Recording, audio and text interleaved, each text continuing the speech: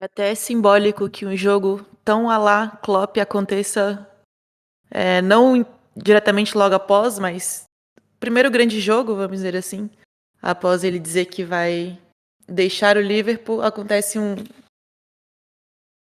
típico jogo de clube de Klopp dentro de Anfield para a gente delirar e ter aí, sei lá. Cada jogo agora é o último momento da gente aproveitar uma coisa ou aproveitar outra coisa, e esse jogo contra o Chelsea com certeza vai ficar na nossa memória dos últimos jogos mágicos do Klopp comandando o Liverpool. Tem a ver com a fase do Chelsea, mas a gente não. O Liverpool, em momento algum, deixou o Chelsea se mostrar qualquer coisa ou querer qualquer coisa do jogo, porque a gente teve um Chelsea City 4-4, por exemplo, então, por mais que Sim, eles estivessem enfrentando uma fase ruim, é sempre um jogo muito complicado, ele sempre dificulta muito o jogo pra gente, tanto que os últimos jogos foram todos empates, geral apostando em mais um empate, e poderia acontecer, mas o Liverpool não respirou por um segundo não permitiu que nada acontecesse. Ok, teve muitas emoções, Klopp parando na trave, pênalti desperdiçado, poderia trazer alguma vida, mas o time, de uma maneira geral, não deixou que isso acontecesse, mesmo com os obstáculos, enfim. Foi um jogo. É isso, pra ficar na história, independente do que vai acontecer na Premier League daqui pra frente, esse é daqueles jogos eternizados na nossa memória. e o engraçado é que cada jogo é o último, mas se pensares bem, é mesmo o último, por exemplo. Foi o último jogo de Klopp com o Chelsea em Anfield, né? Vamos ter agora um Liverpool-Chelsea, mas é numa final, no estádio neutro. E, mas o ambiente foi incrível, né? Mais uma vez, aí não temos como discordar. E eu acho que nem vale a pena falar muito do jogo, porque o jogo em si foi simplesmente como estávamos a falar no início. Liverpool vintage, claramente. Liverpool parecia que estava a ver um jogo de início, era loucura, oportunidades, darem a falhar ou acertar, como quer, acertar nas traves todas. E mesmo assim a deixar uma boa exibição, né? Também tem que se fazer esse elogio. E pronto, é Eu acho que a basicamente gente só isso. não pode sair desse jogo sem falar do Bradley, né? Que Claro. jogaço que ele fez, pra idade que ele tem, pro momento que ele tá na carreira.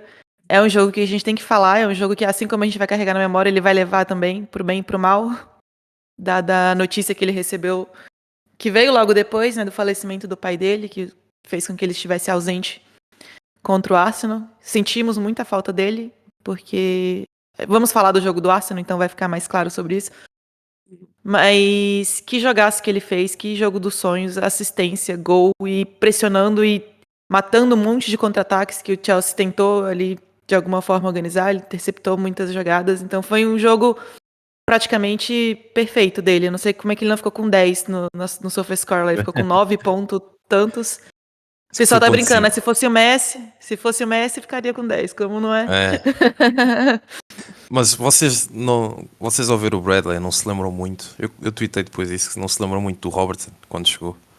Aquela energia, Muito. aquela ideia de ir à linha de fundo, como se fosse um Robertson destro, né, basicamente. É Aquela energia verdade. toda, a ir ao chão muitas vezes. Eu acho que aqui, que é a conversa de treinador chato, que é também é um menino que gosta muito de ir ao chão no sentido de fazer muitos carrinhos. Isso às vezes pode ser prejudicial, mas para a torcida vibra sempre com um carrinho, né? É inevitável. E o Klopp adora isso. Eu tenho muita pena que o Klopp vá embora, porque eu gostaria mesmo de ver a evolução do Bradley debaixo do Klopp, porque ele transformou o Robertson no melhor lateral esquerdo durante algum tempo e tenho a certeza que o Bradley não sei se teria tanta capacidade para ser o melhor lateral direito, porque a concorrência é foda, né? Desde logo o Arnold e outros tantos, mas gostaria mesmo de ver, porque é mesmo estilo Klopp, aquele lateralzão que é potente, que vai à linha de fundo, faz tudo, vai ao chão, até morde o adversário se for preciso, então seria engraçado. Mas É até engraçado que eles até parecem um pouquinho quando eles estão correndo, tipo, o jeitinho. é Cara, você corcunda, não né? é a primeira pessoa que me fala, cara. Eles realmente parecem muito. Meio corcunda, né? Tá correndo meio assim, é. Essa ideia. Para mim, o Robertson ganhou o coração de Anfield quando fez aquela corrida contra o City. Contra o Anfield, não. Não. Pô. Contra o City, onde ele vai pressionar, pá, até uma loucura, vai pressionar sozinho e sai da lateral esquerda para pressionar o Ederson sozinho e mesmo assim consegue ganhar a bola ao Otamendi na altura. E o Bradley dá essa sensação, né? Então é bom para o Liverpool, é triste não vemos com o Klopp, mas a vida que segue, né? Há mais treinadores no mercado. Vamos que vamos. Com certeza. Mas assim, a impressão que a gente saiu desse jogo contra o Chelsea foi boa, apesar da gente ter o gol deles, né, que foi meio tipo assim, aquela coisa, tipo aquele apagãozinho que o Liverpool deu. Mas eu acho que é inegável que a impressão que saiu foi muito boa, então as expectativas começaram a subir, começaram a ir lá pra cima, e aí chegou um jogo bem mais complicadinho, contra um time muito melhor, muito mais ajeitado, com uma ideia muito mais clara, que é o Arsenal, e fora de casa. Né? O primeiro jogo contra o Arsenal, a gente já teve umas questões ali, né, que a gente até falou muito aqui no podcast, então ficou aquela sensação meio amarga daquele jogo. Então a gente queria muito dar o troco, digamos assim. A gente não perdeu, propriamente dito, no outro jogo, mas deixamos de ganhar de uma maneira que doeu um pouco, né? E aí a gente falou, bom, pô, passamos por um bom momento, né? Passamos pelo Chelsea, conseguimos jogar muito bem, conseguimos inclusive nos classificar contra o Arsenal na FA Cup, num jogo que a gente pode até falar que o Arsenal foi melhor, né? Sim. Mas, ainda assim, conseguimos passar, e aí a gente começou com aquela sensação, cara, a gente jogou melhor, a gente tá jogando melhor, e aí veio a pancada, né? A expectativa foi lá em cima e a realidade veio e deu uma rasteira na gente. Se me permitires, desculpa, só muito Não, rápido, pode falar. que é, mesmo em comparação nesse jogo com o Chelsea, o Liverpool fez o que quis do Chelsea e o Arsenal fez o que quis do Liverpool. Então é meio que essa diferença. E esse gol que tu falaste do Chelsea também é muito a ideia do Klopp. Eu não quero voltar ao Chelsea, mas só para deixar isto que é mesmo o gol do Chelsea. O Liverpool estava tão galvanizado a atacar, que a equipa estava completamente partida. E era só contra-ataques do Chelsea, mesmo que não saíssem, porque o Konaté estava a vencer todas e o McAllister também estava a vencer todas e estava toda a gente inspirada nesse ritmo maluco. Mas o Arsenal controlou o ritmo como quis, mesmo sem bola conseguiu controlar o ritmo. Eu acho que isso é fundamental para aquilo que foi o jogo. Vai lá, Andreola. Sim. Depois que acabou o jogo do Chelsea, a gente tá empolgado, a gente cria expectativa, agora vem o Arsenal, tudo isso que a Carol falou. Mas ao mesmo tempo ali a gente já começa a ter algumas notícias que, pelo menos da minha parte, foram diminuindo um pouco a minha confiança de, assim, vamos vencer? Eu nunca tive isso, a gente vai competir melhor do que a gente competiu em outras oportunidades dos últimos jogos contra o Arsenal, mesmo com vitória na FA Cup. A gente vai competir melhor, eu pensei. Vai ser um jogo mais interessante, pelo menos. Mas aí vem a notícia do Darwin com o pé inchado. Vem a notícia porque, querendo ou não, né? Ele meteu bola na trave, não fez o gol, perdeu o pênalti, mas o que ele gera de jogo é impressionante. O que ele incomoda a defesa, o que ele abre espaço e etc e tal. E sem Então bola a falta também. dele, sem bola, o comprometimento também, pressionar e tudo mais. Sem ele, a gente perde o jogador com essa característica mais porra louca que faz muita diferença em momentos chatos, assim, do jogo. Então, na minha cabeça, ele nem iria entrar no jogo, ele ainda entrou no banco. Depois veio a notícia da morte do pai do Conor, que, ok, não teremos ele em campo. E foi o Man of the Match contra o Chelsea. Então, a gente já perde ali duas das principais figuras do jogo. Eletrizante, a gente já estava Tinha perdendo sido ali. contra o Norwich também, né? Tinha sido contra o Norwich também. Então, são duas peças fundamentais para o que o Liverpool vem fazendo. E aí a gente, teoricamente, ok, perdemos os dois. E aí, logo já no jogo, eu fiquei sabendo ali, eu tinha até colocado o Dominic como um dos possíveis postulantes a fazer gol na partida. E também voltou a sentir a lesão e ficou de fora, que também fez um grande jogo contra o Chelsea. Então a gente perdeu figuras importantes, protagonistas e figuras importantes para a gente manter aquele ritmo que a gente vinha construindo contra o Arsenal. E aí a gente está falando de uma equipe mais fraca em relação ao anterior contra um adversário muito mais forte em seu território. Então é outra história, é outro jogo. Eu acredito que a gente chegou para esse jogo pior do que o Arsenal. O Arsenal, no sentido, estava melhor preparado para essa partida por todos os contextos, tanto de estar ali com o elenco mais disponibilizado, apesar da ausência do Gabriel Jesus. Ah, enquanto o Liverpool, apesar desse momento em alta na temporada, para o jogo em si, estava com bastante. A gente foi com bastante problemas, né? E que as respostas do banco não vieram, né? O Gravenberch não conseguiu pressionar, não conseguiu. Pouco conseguiu alguma coisa do jogo, apesar de ter construído a chance que a gente empatou o jogo. Foi isso, de modo geral, até o primeiro gol do Arsenal. Ele sai para pressionar errado, aí depois o Van Dijk sai para pressionar errado também, e aí pronto, já acabou, a linha está totalmente exposta, e aí eles conseguem encontrar os passes. Então, as pessoas que vieram não conseguiram, os jogadores que vieram não conseguiram responder bem. O Arnold voltando de lesão, ele até foi importante, assim, o Arsenal pressionou muito, a gente tomou do nosso próprio veneno, né, do Arsenal pressionando muito a saída de bola, e o Arnold ainda conseguindo distribuir ali um pouco das jogadas lá atrás, mas de modo geral ele não conseguiu ser influente no jogo igual ele costuma ser, até teve alguns bons lances, mas de uma maneira geral pouco influente, então a gente não teve uma resposta. E só aproveitando que você falou isso, né, dessa questão da gente chegar com essa questão de disponibilidade também, não só a questão de disponibilidade dos jogadores, mas também da carga que esses jogadores que chegaram para o jogo tinham, porque o Arsenal teve 3 jogos em 34 dias, o Liverpool teve 7 jogos nesse mesmo tempo, sendo que 3 jogos, se você pegar 3 jogos do Arsenal, 3 jogos do Liverpool, os 3 últimos foram em 7 dias. Então, assim, é muita coisa também. É um ponto a se considerar, pensando que boa parte do que a gente consegue fazer tem a ver com a intensidade dos jogadores em campo, e são coisas que, inclusive, os jogadores falaram após o jogo contra o Chelsea, né? Sim. É importante, é sempre importante. Embora eu acho que, mesmo na plenitude física, acho que este jogo decidiu taticamente. Para ser sincero, acho que o Liverpool conseguiu os seus duelos. O McAllister acho que foi o único jogador com um sinal mais neste jogo. Único. Eh, eu diria que o Jota também, mas o Jota teve pouca bola. No geral, até os atacantes. Aliás, nós podemos passar já para o campinho, porque há aqui algumas questões que podemos debater. E ora bem, a Giga tocou num ponto interessante, que era a questão do Gravenberch, né? Voltou mal da lesão, né? Vocês também concordam com isso, né? Voltou muito mal Sim. Fisicamente Não tem parece dúvida estar muito disso. lento.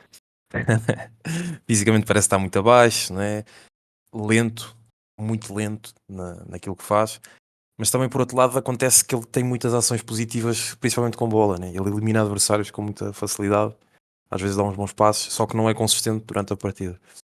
E isso depois, obviamente, que tem diferença em comparação com o Jones, com o McAllister, né? que tem outra rotação, né? Mas pronto, basicamente o Arsenal joga num sistema com saída de bola a 3 e geralmente o Liverpool, como toda a gente sabe, tenta pressionar, né, com os interiores, no caso de Jones e Gravenberch neste jogo, tentam sair, no caso, porque contra equipas que saem a 3, o Jota não pode andar sozinho a pressionar aqui, né? Então a ideia é manter o Jota cá, mais ou menos anulando o passe, e como é de costume, o Liverpool saca muito os meio-campistas interiores de fazer este movimento. Para quê? Para quando a bola é colocada, por exemplo, um passe interior, o McAllister, o zagueiro, eventualmente o ponta, fazer aqui esta pressão e roubar, né? Que são chamadas as armadilhas. Né? E o Liverpool costuma fazer isso muito bem, e é proposital essa ideia do meio-campista sair, que é para o passe entrar aqui. Se o passe entrar cá fora, né? É um passe que vai ser difícil, tem cá a marcação do ponta. Né? Pronto. Há uma série de questões. Se, por exemplo, o passe entra para cá, o Jota sim já pode sair, porque já está tudo encaixado para a pressão. Né? Ou seja, é tudo uma série de armadilhas que se vão criando, e aqui o Arteta foi muito, na minha opinião, foi muito superior ao Klopp e a toda a equipa técnica, porque, ora bem, quando o Gravenberch faz esta situação, há aqui um encaixe, não é? O problema é que o Havertz, quando tu pressionas, tu deixas, né, o espaço. E o Havertz, como estava a jogar a falso 9, criava aqui uma dificuldade, que é, está aqui um quadrado no meio campo, ou seja, há uma superioridade de 3 contra 4, né? e que eventualmente o McAllister não vai conseguir cuidar destes dois, porque se encosta em demasia no Havertz, há aqui uma dinâmica de passo frontal e está aqui um jogador descoberto. E isto aconteceu muitas vezes, né? Foi basicamente isso que o Arsenal fez o jogo inteiro de conseguir enquadrar com a defesa. E o gol do Arsenal até surge desse momento em que há uma pressão. No caso, o Gakpo tenta fechar a linha de passe, a bola entra no Zinchenko, mas como vemos, há sempre alguém livre. E o Arsenal tenta, passos, o Van Dijk é obrigado a sair. Quando o Van Dijk é obrigado a sair, há um espaço para infiltração e é aproveitado por aí, né? Então, ofensivamente, para o lado do Arsenal, eles foram muito superiores ao Liverpool neste aspecto. E o Liverpool teve muitas dificuldades. Não sei se lembram do jogo contra o City. Nós chegámos a falar na altura que a nossa sorte foi que o Alvarez estava mal nesse jogo, não sei se lembram. Em que foi exatamente a mesma questão dos interiores a saltarem à pressão e o espaço existir nestas zonas. E o City também usou esta tal questão deste quadrado no meio campo que dificultava muito o Liverpool. Obviamente que falando aqui de fora é muito fácil. Mas nós temos que equacionar outras questões, por exemplo. Ofensivamente, quando o Liverpool ataca, geralmente o Arnold joga aqui, não é? O Arnold estava condicionado fisicamente, ou seja, estava abaixo nas suas ações. O Liverpool não tinha o Szoboszlai, ou seja, quando tinha o Bradley subia, o Szoboszlai vinha, o Jota vinha para dentro e estava aqui toda uma dinâmica criada, né? Mas com o Arnold abaixo, fisicamente, o Arnold já não é lateral de fazer isto há algum tempo e fisicamente abaixo vai sofrer sempre, né?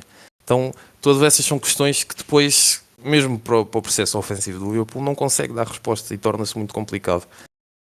E também o Gakpo. Eu aqui quero-vos perguntar uma coisa que é, entre o Dias, o Jota e o Gakpo, o que é que vocês preferem jogar na direita? Dias. Dias? E tu, Gica? Eu acho o Jota que tem mais capacidade de jogar fora da posição e trazer bons elementos. Mais E versátil, pelo né? que é mais versátil. E pelo que o Dias entrega no lado esquerdo, dentro desse cenário, eu não conseguia ver ele saindo dali, porque nenhum dos demais conseguiria entregar o que ele entrega pelo setor. Então, eu até, pensando sobre isso, eu achava que ele viria com gap de falso 9, já que ele tentou tanto fazer esse funcionamento. O Jota pela direita e o Dias à esquerda. Eu imaginava ele fazendo isso sem Darwin, sem Salah, obviamente. No Sim. máximo forçando o Elliott, mas ele não iria, nesse momento, tirar um dos atacantes. Ele no fundo tentou, né? A meio ele trocou, mas também é tal questão.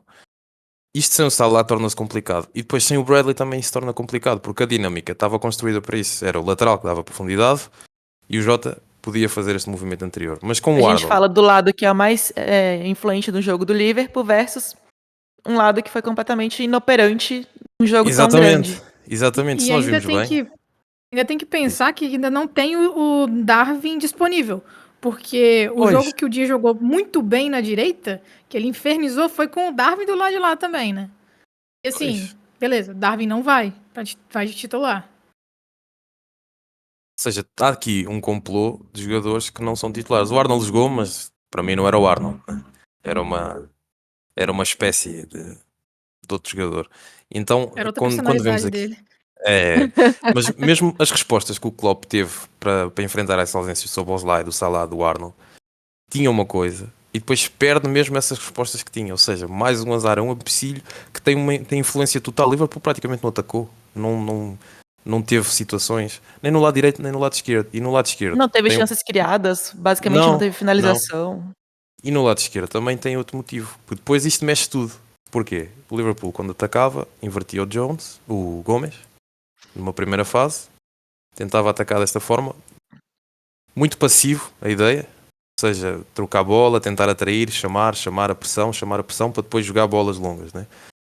Ou às vezes tentar um passo vertical para o McAllister com este espaço todo poder encontrar, e acho que foram os únicos momentos que o Liverpool conseguiu progredir foi com as ações do McAllister. A meio do jogo eles trocam e perdem completamente outra dinâmica, porque qual foi a grande dinâmica que o Liverpool tem também na esquerda? É esta parceria aqui, Dias e Curtis Jones. E o Dias. O Ben White é um jogador que defende muito bem. Atenção, apesar das limitações e algumas coisas, principalmente com bola, ele defende muito bem. E o Dias também raramente conseguiu criar dificuldades. E também há a tal questão de um Jones a jogar por aqui, cria muito este tipo de movimentos que acaba por atrair ou porque acaba a fazer um 2-1. E vocês certamente se recordam dos golos que o Jones tem feito a fazer este movimento, né? De cabeça, cruzamentos que vêm daqui, movimentos que vêm daqui, bolas às vezes em que o Dias recebe, coloca cá e o Jones pode fazer um cruzamento ou até finalizar, né? O Jones é perito nisso.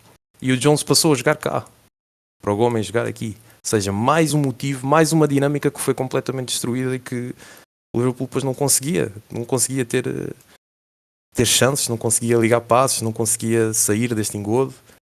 E depois também tenho a sensação que o Gravenberch é melhor quando parte daqui para cá e não quando já está cá. Porque eu acho que ele é bom em eliminar pressão, tem fisicalidade para eliminar pressão, tem bom transporte Facilidade de para bola. progredir com a bola. Exatamente. Sim. Ou seja, A gente até tenho uma falou disso sensação. aqui, né? A gente falou Na disso, que época ele que o até. Gravenberch estava jogando bem, a gente citou isso daqui, dessa questão dele de Sim. se impor, de certa forma, fisicamente na saída. Até aconteceu um episódio engraçado, né? Não vamos recordar, mas. Foco. E basicamente esse transporte do Gravenberch era a lembrar um pouco o Wijnaldum às vezes, né? Que é um dos meio-campistas mais diferentes, talvez o que mais faça isso talvez até seja o Jones, mas como podemos ver também há aqui uma quebra total. Ora, bem, se o Arnold não consegue dar profundidade, se o Gakpo está completamente desconfortável a jogar aqui, e aliás a função dele era aqui, né? Ele jogava a maior parte do tempo aqui nesta zona, tentar incomodar, tentar fazer muitas corridas aqui, muitas marcações neste sentido, também não correu assim tão bem. Se não há dinâmica nesse lado, porque o Jones teve que ser, entre aspas, sacrificado para vir ajudar na saída de bola, o Gomes não é um escardino, ou seja, a bola chega cá na linha de fundo, o Gomes vai puxar para dentro, ou seja, é mais um campo que se fecha. E todas estas situações eu não consigo ver a nível de duelos, a nível de futebol mesmo jogado, a nível de tirando aqui as falhas de Van Dijk com o Alisson, pronto, acontece, mas a nível de jogo, de duelos individuais de jogadores, eu acho que eles estiveram bem. Eu acho que houve aqui foi um conjunto de fatores. Primeiro, mérito do Arsenal, pela forma como explorou essa tal questão que tivemos a falar há pouco.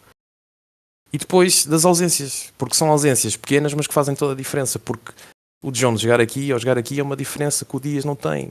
O Darwin não estar, são menos corridas, que é menos chato para os centrais, mas zagueiros. Que pronto, tem este tipo de movimentos.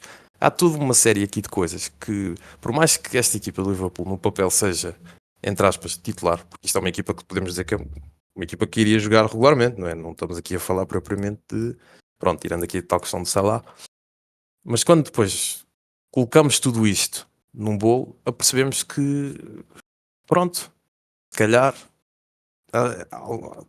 ausências pontuais podem ter um impacto gigante na forma como as coisas são, e principalmente entre duas equipas que são tão niveladas. O Arsenal não estava num bom momento, mas vinha crescendo, mas é uma equipa nivelada claramente com o Liverpool, e os detalhes depois fazem toda a diferença, né?